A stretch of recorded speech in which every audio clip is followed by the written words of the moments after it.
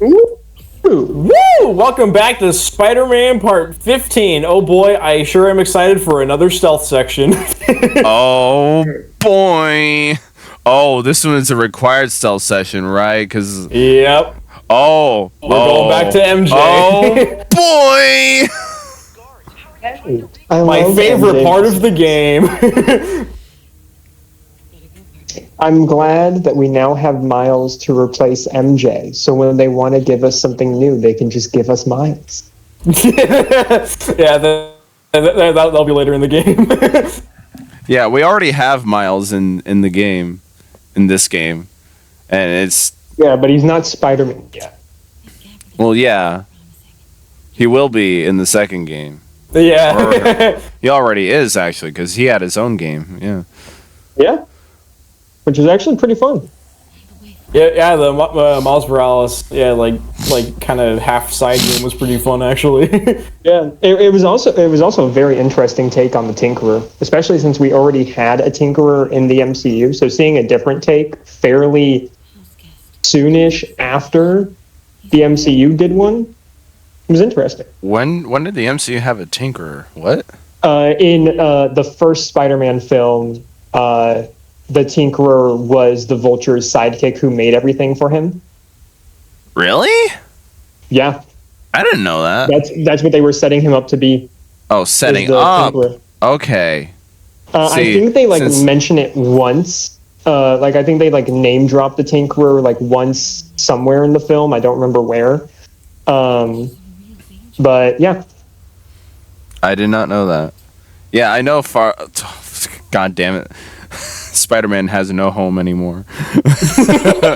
Spider-Man homeless. Oh, Spider-Man homeless, yeah. Homecoming, that was the first one, yeah. Yes. They did a whole Spider-Man MCU universe set up there. They name dropped everything. They had Vulture be the main guy, but they also had Vulture, Scorpion, Tinkerer, Shocker. Well, Shocker was more prominent because he was the mini boss. Donald Glover was set up to be Prowler, right? Because he's supposed to be Miles Morales' uncle, implying that there is a Miles Morales somewhere in the MCU, but he's probably really young right now. Yeah, not even born. Well, no, because Prowler does mention him. Oh, really? Oh. Yeah, he does say, I have a nephew who lives here, so thank you for trying to keep our streets clean. So, if I had to guess, I would say that Miles, if they're trying to do an age gap similar to that of the video games, of not that big of one, I want to say that the youngest Miles would be in the MCU would probably be, at least at the time of Homecoming, just hitting double digits probably. Oh, okay. I want to say around that 10 age. Okay.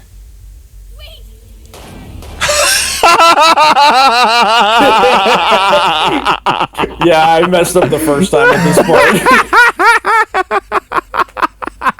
Good job, Josh. Oh, Mary Jane, you're so fucking stupid. Oh my god. Yeah, no one likes this section. Yeah, it's because you're not playing as the fun superhero guy. Yeah, no. And after you beat the game, you can do all the post-world stuff, right? There's a post-game, right? Yeah, kinda. Kinda? Yeah, I mean, once you finish the the main stuff and beat the final boss and whatever and stuff, it kind of just throws you into the open world to do whatever. Okay, cool. So it doesn't do a Breath of the Wild thing. Cool. Yeah. So, and I'm assuming in that post game thing, you cannot switch to either Miles or MJ, right? No, I'm pretty sure you can. Oh, gee, I wonder why. It's almost like there's no reason to play as them. There literally is none. Can you even play as Peter Parker, regular old Peter Parker after that? What do you mean? In the post game, can you just walk around in your human suit? No. No. Okay, well, yeah. No one wants to play a game like that. I think there's actually like a glitch you can do in this game where you can like free roam Spider-Man style, like looking as Peter Parker, which is pretty funny. Oh, really? No. Yeah. Okay, that's funny. Yeah, I got really nervous at this part because they almost got like noticed me. God damn. And then here, look at this. What the fuck? Like, What the hell is their cycle? Oh, now he's going down the stairs. What? I have never had one of them go down the stairs ever when I played this game. This is the first time I've ever seen this happen. Oh, what was it? Because like I assumed the little diamond thing when it appears on the screen, it means, oh no, it's not. He's just okay. What the hell is this cycle? I have no idea. Like I said, I've never seen them do that before. What? I'm so confused. Oh, you have a little sonar thing. Okay. What was that noise? Yeah, Peter gave MJ some of those so you can use them to distract the guards, which are pretty handy. Yeah. And some of the more, I say recent in quotes because there hasn't been a new Metal Gear game in so long, but some of the more recent ones, they gave you like something similar to that. It's just an empty magazine. So it's a gun clip, no bullets. You just throw it and it makes a noise because you're throwing a metal thing in a direction. Yeah, you're just throwing a fucking metal thing in a direction. Yeah. In Metal Gear Solid 5, you have an infinite number of them, so you could just throw as many empty magazines as you want and get away with stealth missions like that. It's pretty fun. With that being said, I'd rather play Metal Gear Solid 5 than this bullshit.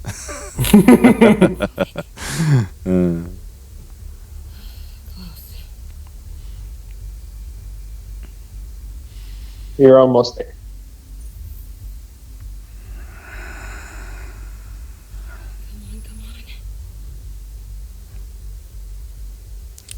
Oh. What was that noise? Yeah, you can tell if the thing you throw is able to distract them because they'll have a green outline around them when you're about to throw it. I'm in. It would have been so much easier if I had Peter do this, but I don't really. I don't really like him at the moment.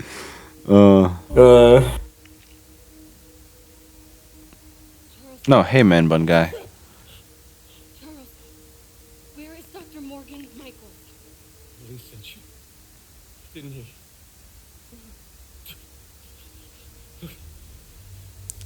No. Oh. Uh-oh. Wants to kill me? Game over. Bang, bang, bang. The new kitchen gun. And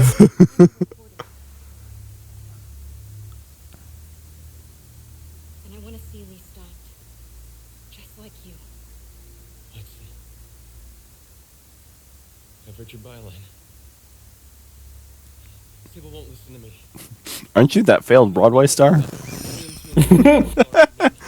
she's totally ignoring my Don't bring Kirsten Dunst into this. I don't want to help me.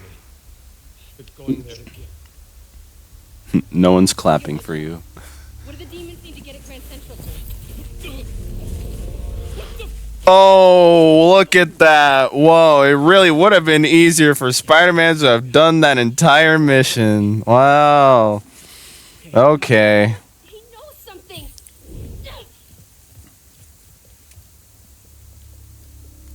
Oh, sorry guys. I felt like sleeping under the desk was a good... Yeah. And there goes Mary Jane Watson into the black abyss. was maybe the most awkward spot. There's not an apartment there. That's just an empty loading zone. Hey, okay, another thing. That was okay. That happened. Search, and the best you got is sorry, Charlie. That's pretty much the entire thing about Mary Jane's stealth sections. It's just that, yep, that's a thing, and they're always presented like, oh, this happened like however so many minutes ago. Yeah, because the same thing happened with this. Like Spider-Man swung by to that base and stuff, and then it was like 15 minutes earlier, and then it switches to Mary Jane. Oh boy, yeah. Snuck into the middle of an So You know what? Can we pointless. please? Did you learn anything about Dr. Michaels? Fine. Michaels is in the Bowery somewhere. Sable's moving in tomorrow at We still haven't got to that plot point, right, of why they broke up in the first place. Before I jumped in? it was nothing. I don't think so. Filing deadline. I don't know. Does Bryan remember? I think I pay attention to their couple of issues. I have my own to worry about. Man, I'm worked up.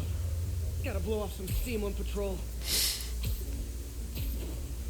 All I know is that Peter's unreliable and MJ doesn't like it, except when she does, and then they have kids. Except when she and then does. she still doesn't like it. Yeah, I'm not.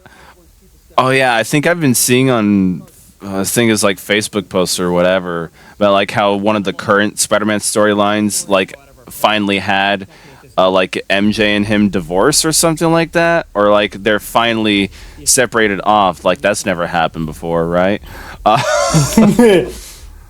like I don't know, are like they're like making a big deal about it. I don't get it. If the sniper sees me near the target, Peter's always going to have relationship issues, and it's just because Spider-Man and Peter Parker is supposed to be a relatable superhero. He's supposed to be like a down-to-earth guy. Stan Lee even said that the reason why he wears a mask is so that anyone could be under it. nobody likes Like Spider-Man was supposed to be kind of a self-insert for the readers.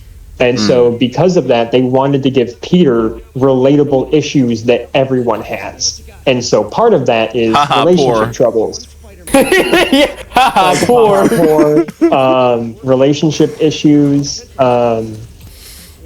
and just School, school, like family troubles, just If I get too close, pretty much anything relatable they try to make, and that goes for every Spider-Man character.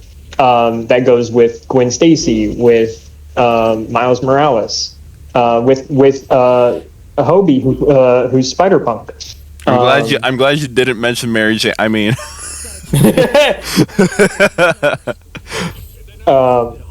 and so that's just, so Peter is just always going to have relationship issues. What the issue might be, that just changes depending on whatever the writer wants it to be. sure. I mean, yeah, they have a premise set up, so you just explore with that, you know. Yeah. assassins ever try and work around my Yeah, and that I was do also know that. Oh, sorry. that was very much like they had a like between the three films in the original Raimi trilogy, they had a whole arc about that because like you would think at the end of the first movie that Peter and MJ would get together, but no. Peter actually is a Giga Chad in that moment and rejects her, and yeah, The Sigma male. Sigma male moment. Yeah, because he knows the risks that come with being who he is, especially after dealing with Gabi after that entire movie. But yeah, and then the second film they actually managed to get a relationship going. They got together at the very end of the film. She knows that he's Spider-Man at that point. Yeah, and then the third one actually has them go through like relationship struggles, like the incommunication. Well, which, I mean, you can see as you were saying, the overall arc.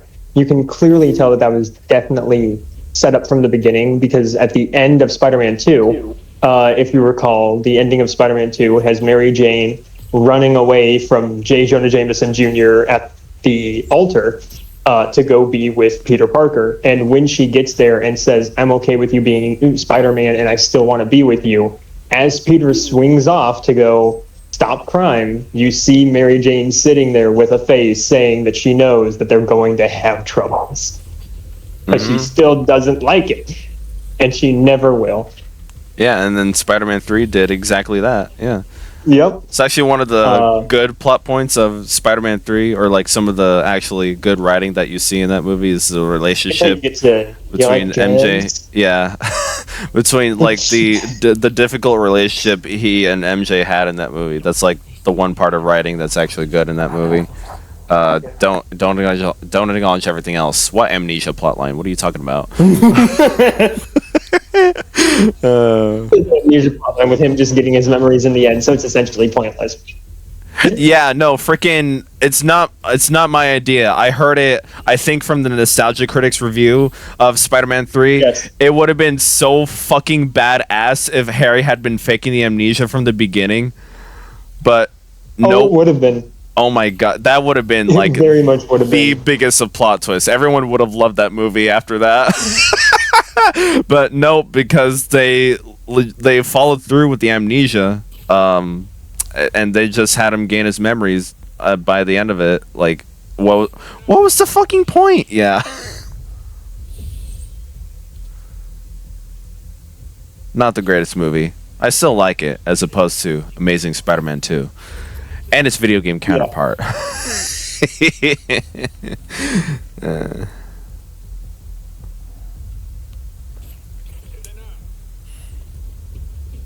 Do you like Amazing Spider-Man 2 at all, Brian? for the game. No. Because as far as am I muted? Can you hear me? Yeah, I can hear you. Yeah, we can hear you now. Okay. I can change that though. Just kick him out of the call. Bans me. As far as the movie goes, not a huge fan of the movie. Nope. Not really. I think that if they would have focused on one thing, it could have been all right. But because they wanted to do everything all at once, it just was not the right thing to do. No. As far as the video game goes, I had a fun time with the video game. It definitely isn't my favorite Spider-Man game, but I wouldn't necessarily say it's like awful. I would. I don't own the game anymore, but I've said it on the playthrough already. But you know, when you're a kid, you play those kinds of games. You think every game is good because you're a kid and you see bright colors and all that, right?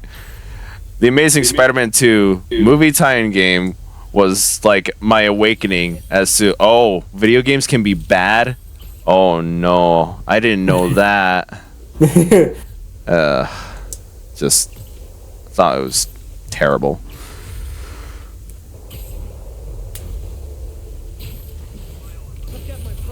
Especially for a movie tie-in where, you know, you think it'd be somewhat faithful to the plot of the movie, you know? They can do some changes, like, you know, make the open world interesting, because I think the OG Spider-Man 2 for the PS2 still had Doc Ock as the villain, main bad guy, the final boss, but they still had other stuff like a Rhino boss and a Mysterio boss in the overworld, where, you know, those two weren't in the movie at all. The final boss of Amazing Spider-Man 2 is not Electro. You'd think it'd be Electro, given he's on the back of the box as well. It's fucking Carnage. Someone who's never mentioned at all in the movie. And remember, kids, it's Spider-Man. Get it right. Yeah.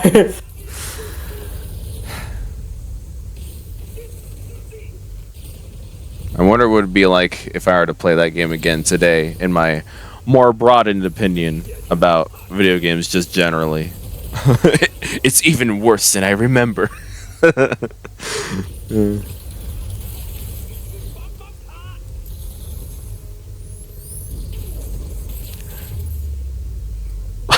The fucking boom, the fucking reverb on that. Boom. That was funny.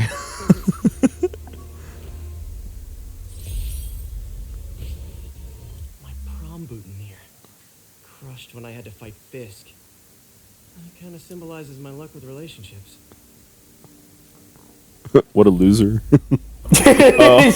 Oh, I Skill mean. issue. Oh, wait. He's supposed to be in self-insert, right? Oh, no. He's just like me for real. He just like me for real. No Riz. No Riz. Incident was reported near the meatpacking district.